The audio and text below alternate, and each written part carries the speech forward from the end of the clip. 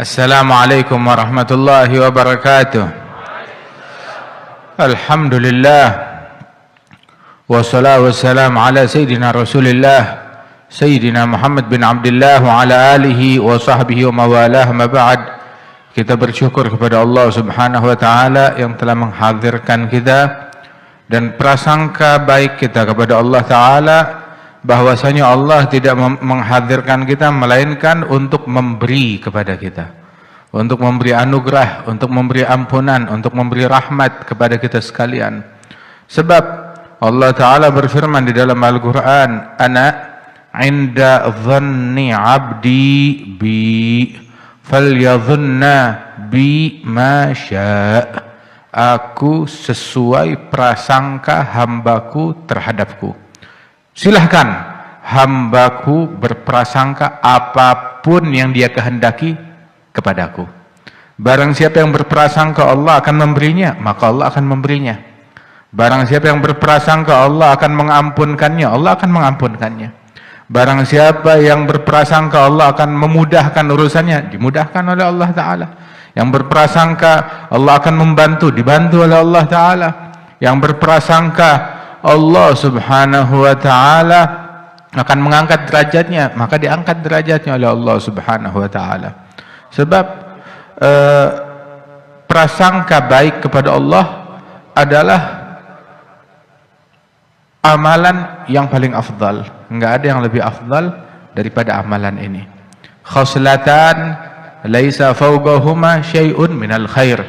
Dua perkara, nggak ada yang lebih baik daripada dua perkara ini. Husnudzan billah wa husnudzan biibadillah. Dua perkara nggak ada yang lebih baik daripada dua perkara ini. Berprasangka baik kepada Allah, berprasangka baik kepada hamba-hamba Allah. Orang yang hatinya baik, pikirannya baik, maka otomatis dia bakal nganggap semua orang baik. Tapi orang yang hatinya tercemar, maka dianggapnya semua orang kotor, sesuai seperti otak pikiran dia yang res tersebut. Sehingga sama seperti kita pakai kacamata. Kalau kita pakai kacamatanya lensanya merah, semuanya bernuansa merah. Lensanya gelap, semuanya bernuansa gelap. Tapi kalau lensanya bening, semuanya bening, kelihatan aslinya semuanya. Nah, karenanya itu orang yang baik dia nganggap semua orang baik, tapi orang yang jahat dia nganggap semua orang jahat. Kenapa? Sama seperti dia, seperti otaknya dia. Waliyadzubillahi min dzalik. Karenanya itu hal yang paling baik prasangka baik kepada Allah, dan otomatis berprasangka baik kepada hamba-hamba Allah, kepada sesama manusia. Dan hal yang paling buruk, nggak ada yang lebih buruk daripada dua perkara ini, berprasangka buruk kepada Allah dan berprasangka buruk kepada sesama hamba-hamba Allah. Al-Habib Ahmad bin Hasan Al-Attas, beliau bilang, la yakhib man ahsana dzan wa in akhta. Tidak bakalan kecewa, nggak bakalan menyesal, nggak bakalan rugi, nggak bakalan sial orang yang berprasangka baik walaupun prasangkanya keliru. Prasangka baik pasti benar walaupun keliru. Namun tidak akan beruntung orang yang berprasangka buruk walaupun prasangkanya tepat. Prasangka buruk tidak mungkin benar, walaupun tepat nggak benar. Sehingga Al-Imam Abi Bakar Al-Adani beliau bilang bahwasanya iyyakum su'idzan atau kamagal, diperingatkan kita untuk berhati-hati daripada prasangka buruk. Sebab itu prasangka buruk itu bisa yujib su'il khatimah, bisa menyebabkan orang meninggal su'il khatimah. Na'udzubillahi min dzalik. Tapi orang yang berprasangka baik, dia bakal dapat keberuntungan dari Allah Subhanahu wa taala walaupun prasangkanya keliru, salah sasaran. Sangka baik kepada semua orang. Tapi sangka baik bukan berarti kehilangan kewaspadaan. Sangka baik bukan berarti sembrono. Sangka baik bukan berarti dia tidak berhati-hati. Disebutkan kana Rasulullah sallallahu alaihi wasallam yahtarisu min ashabih wala yatruk al-bashashata fi wujuhihim. Rasulullah sallallahu alaihi wasallam beliau waspada, berhati-hati bahkan terhadap sahabat-sahabatnya, tanpa mengurangi keramahan dan keceriaan beliau di hadapan para sahabat-sahabatnya. Tetap sangka baik, tetap senyum bersama mereka, tetap ramah kepada mereka. Akan tetapi bukan berarti menghilangkan kewaspadaan, tetap waspada. Waspada, jangan sampai ada sifat buruk yang mencemari hati seseorang.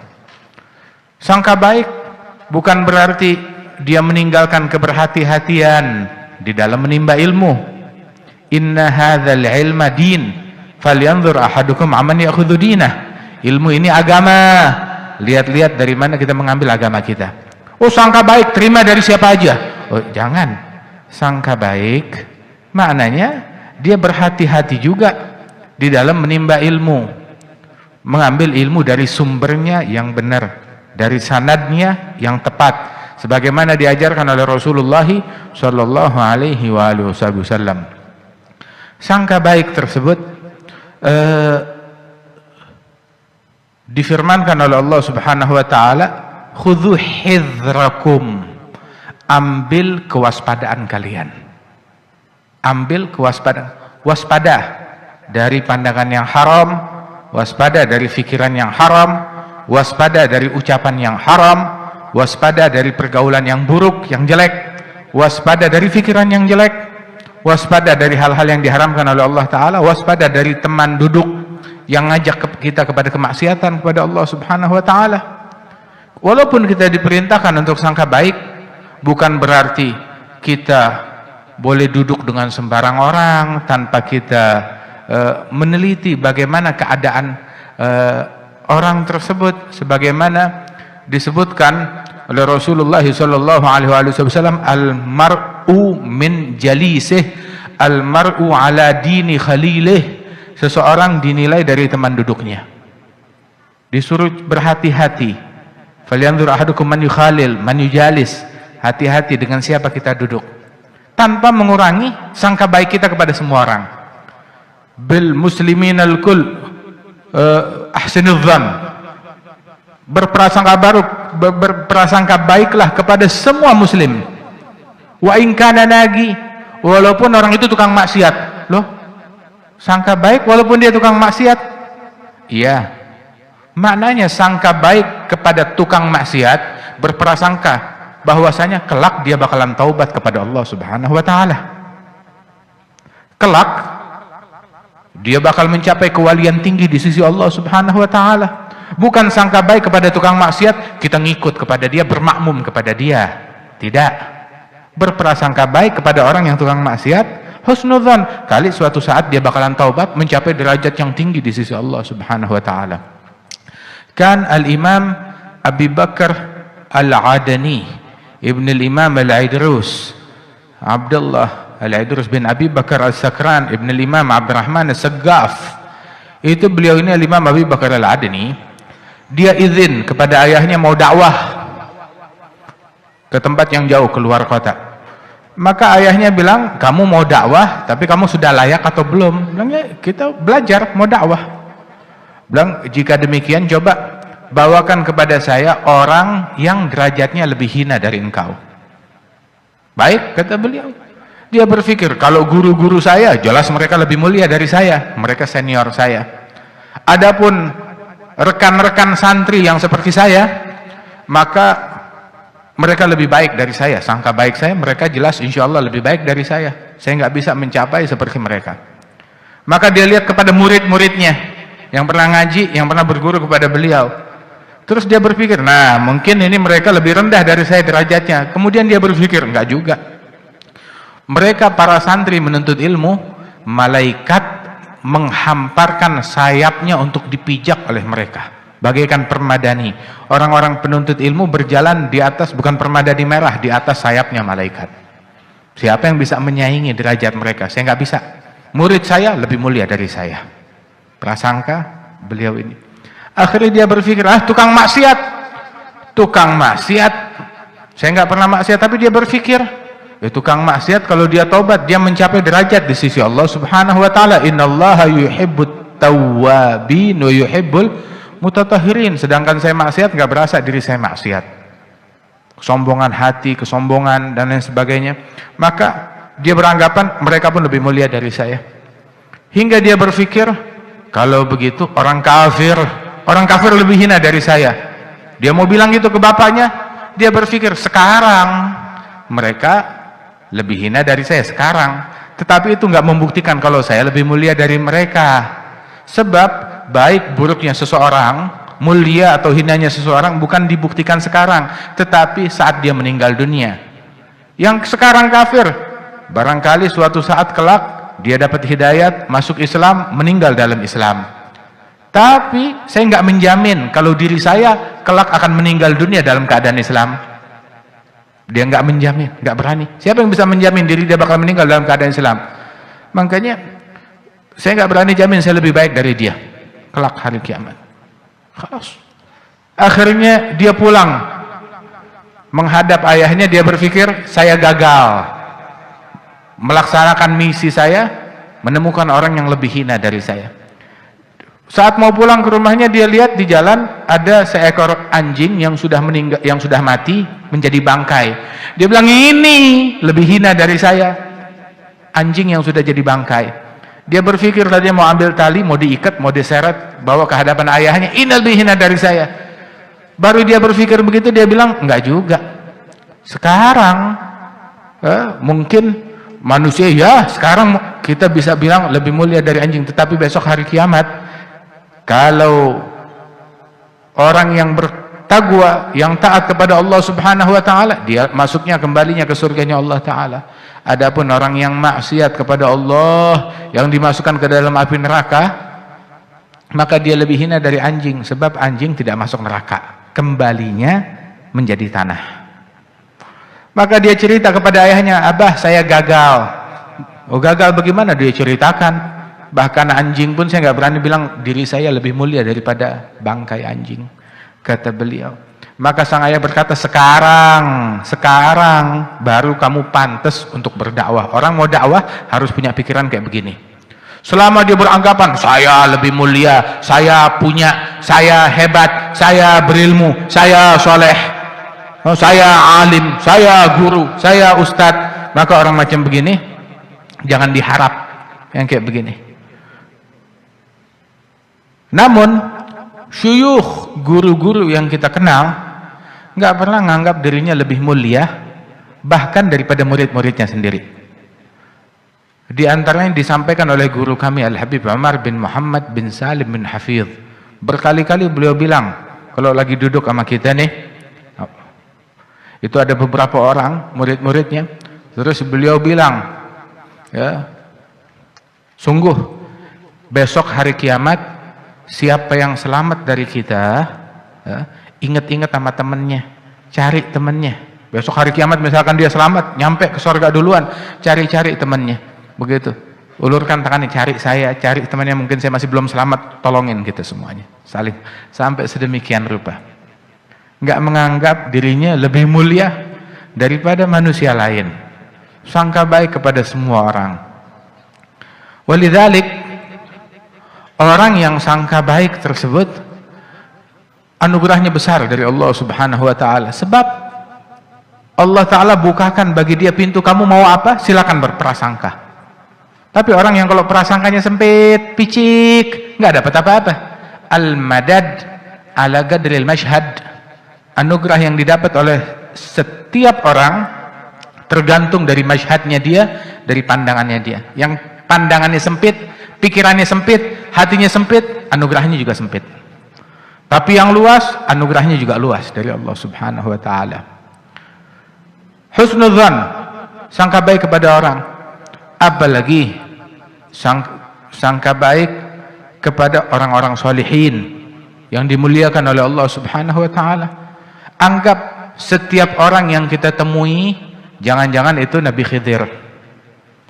Anggap setiap malam yang kita lalui, jangan-jangan itu malam Lailatul Qadar.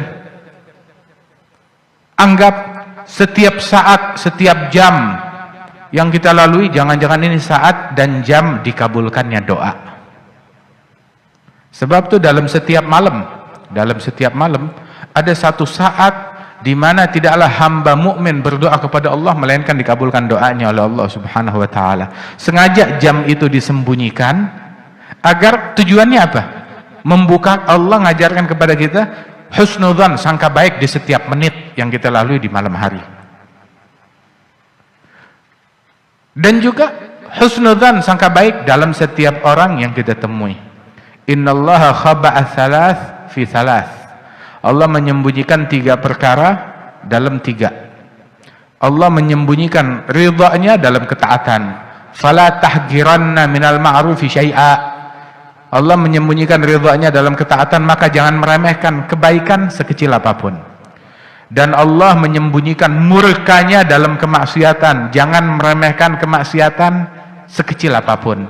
Sebab al-ma'asi baridul kufur, kemaksiatan adalah utusan kekafiran, telegram dari kekafiran. Berhati-hati dari kemaksiatan. Terkadang sampai dikatakan oleh para ulama, inna rajul la yuhram inda mautih min nutqi bi syahadatain bisababi nadhari haram lam yatub minhu. Seseorang akhir hayatnya seringkali nggak bisa mengucap 2 kalimat syahadat gara-gara pandangan yang haram yang dulu dia lakukan di dunia, dan dia belum bersempat bertaubat daripada pandangan yang haram tersebut.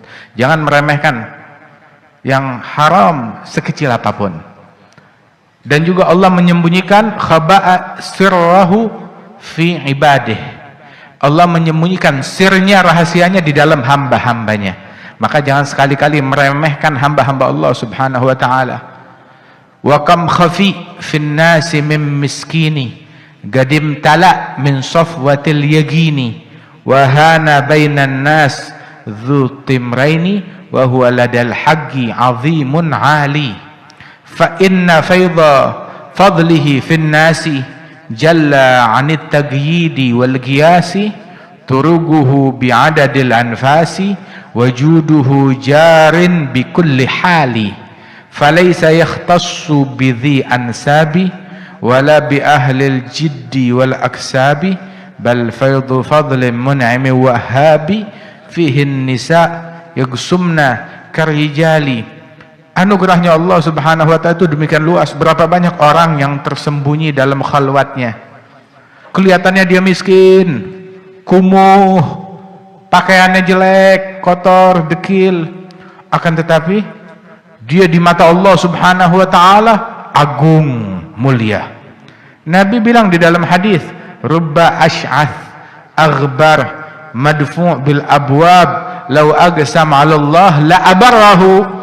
Barangkali orang yang kelihatan miskin, kotor, kalau datang ke pintunya orang udah berpaling dari dia, pura-pura nggak ada. Jangan bilang saya ada, usir. Namun orang yang kelihatannya remeh, manusia menjauh dari dia, seandainya dia berucap sesuatu, ucapan yang keluar dari mulutnya langsung kontan dikabulkan oleh Allah Subhanahu wa ta'ala. Subhanallah. Namun kelihatannya dekil, miskin, tetapi hatinya dipenuhi dengan sifat yakin kepada Allah Ta'ala. Di antaranya Uwais Al-Qarni, Sayyidina Uwais Al-Qarni. Itu orang-orang kampungnya bilang, hadza majnun, ini orang gila. Akan tetapi dia di mata Allah Subhanahu wa ta'ala wali min auliyaillah. Sampai dikatakan Uwais Al-Qarni, dia itu cari makanan di tumpukan sampah yang udah dibuang oleh orang. Dia cari situ ada makanan yang masih baik, diambil. Saat dia lagi cari makanan di tumpukan sampah, di sisi tumpukan yang lain ada seekor anjing nyari makanan. Itu anjing ngelihat dia, menggonggong dia. Dia bilang kepada anjing tersebut, antakul mimma yalik wa ana akul mimma yalini. Wahai anjing, kamu makan bagian yang dekat denganmu, saya nggak usir kamu. Saya makan bagian yang dekat dengan saya. Kita jangan saling mengganggu. Saya nggak bilang saya lebih mulia dari kamu atau kamu lebih mulia dari saya, tidak. Kalau saya lolos melewati sirat masuk ke dalam surga, baru saya lebih mulia dari engkau saat itu. Tapi kalau saya gagal melewati sirat, terjeblos dalam neraka, maka kamu lebih mulia dari saya. Salah seorang a'immatul madzahib, ketika dia datang ke satu negeri, disambut oleh para ulama-ulamanya. Berjalan di Arak, tahu-tahu depan dia ada seekor anjing, berjalan di jalanan yang sama. Maka orang-orang ingin mengusir anjing tersebut. Dia bilang, jangan, anjing dan saya punya hak yang sama melewati jalanan ini. Saya nggak berhak mengusir dia, jangan ganggu. Subhanallah. Seperti itu prasangka mereka, seperti itu adabnya mereka. Sampai dikatakan, wa kam bihusni dhanni min imdadi gadnalaha man kana dhu rasyadi fi khamilin imamu haqqin hadi yaronahun nasu minal juhali. Berapa banyak berkat husnudzan, anugerah Allah Ta'ala yang tercurah kepada seorang hamba. Berapa banyak seseorang yang dikiranya kecil, nggak ada harganya, akan tetapi dia dipenuhi dengan sifat yakin, dipenuhi dengan derajat yang tinggi di sisi Allah Subhanahu wa Ta'ala. Sebab anugerahnya Allah nggak bisa dibatasin dengan akal manusia, mau itu laki ataupun perempuan. Berapa banyak perempuan yang lebih baik dari 1000 laki-laki? Banyak. Oh, mentang-mentang laki-laki lebih mulia dari perempuan? Enggak juga. Anugerah Allah Subhanahu wa Ta'ala tidak dibatasi oleh gender. Hingga dikatakan bahwasanya kalau warisan, lidzakari mithlu hadzil unthayain. Orang laki dapat bagiannya 2 kali lipat, double dari perempuan dalam asabah, dalam ta'sib. Tetapi dalam kewalian dan anugerah Allah Ta'ala, berapa banyak perempuan yang lebih baik daripada kaum laki-laki. Syekh Sultanah Az-Zubaydi itu putranya Imam Segaf berkata kepada dia, an-nagah turid an tusabik jimal. Onta betina masa iya mampu ngebalap onta jantan? Maksudnya wali perempuan mana bisa ngalahin wali dari kaum laki-laki, kata anaknya Imam Segaf.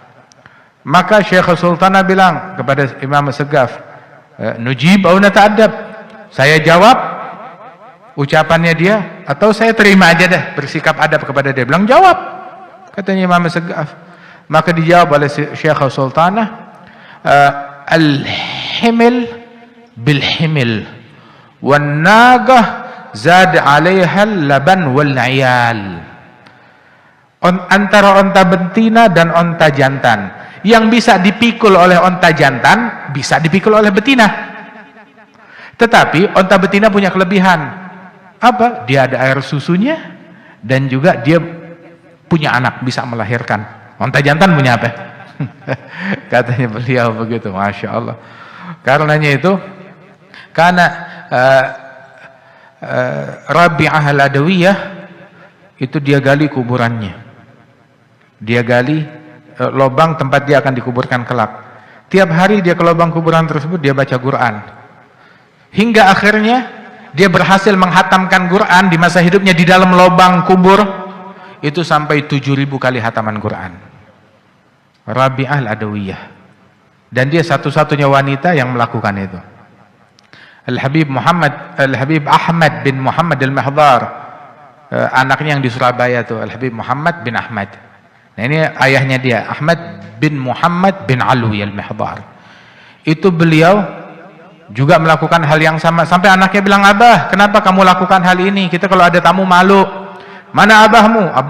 Abah di dalam lubang kubur. Kita malu ngomongnya." Dia bilang, "Saya ini baca di kitab bahwasanya Rabi' al-Adawiyah dia menghatamkan Quran di kuburannya 7000 kali selagi dia hidup.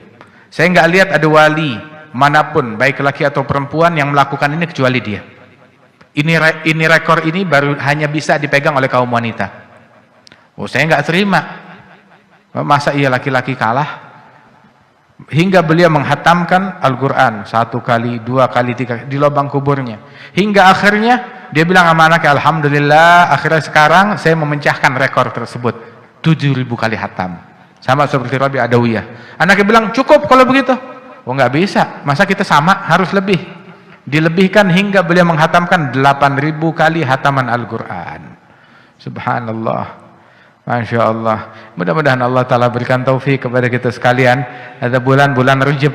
Bulan Rajab anugerahnya Allah Ta'ala luas. Bulannya istighfar, bulannya Allah, bulan memperbaharui hubungan kita dengan Allah Subhanahu wa Ta'ala. Malam-malam Rajab, malam dikabulkannya doa, malam anugerah, perbagus prasangka kita kepada Allah Subhanahu wa Ta'ala. Ya, mudah-mudahan berapa banyak di bulan Rajab orang yang melalui bulan Rajab, bulan Syaban, bulan Ramadan, enggak disangka, enggak berlalu bulan-bulan yang mulia ini, melainkan dia telah mencapai jenjang-jenjang kewalian tinggi di sisi Allah Subhanahu wa Ta'ala. Adapun orang yang pikirannya ngeres, yang pikirannya kotor, ya masih segitu-segitu aja, masih segitu-segitu aja, enggak ada husnudzannya kepada Allah, kepada para aulia, kepada para salihin, kepada para ulama. Mudah-mudahan Allah Subhanahu wa Ta'ala berikan anugerah kepada kita sekalian. Majelis ini makin ma'mur, sahibul bait diberikan keberkahan oleh Allah Subhanahu wa Ta'ala. Allah yaktub lana lakum al-khairat wal masarat wat taufiq was salah wal fawz wal falah على هذه النية ونكنة صالحة جامعة للخير الدنيا والآخرة دافعة من كل شر جالبة لكل خير وإلى حضرة النبي محمد صلى الله عليه وآله وسلم بسر الفاتحة.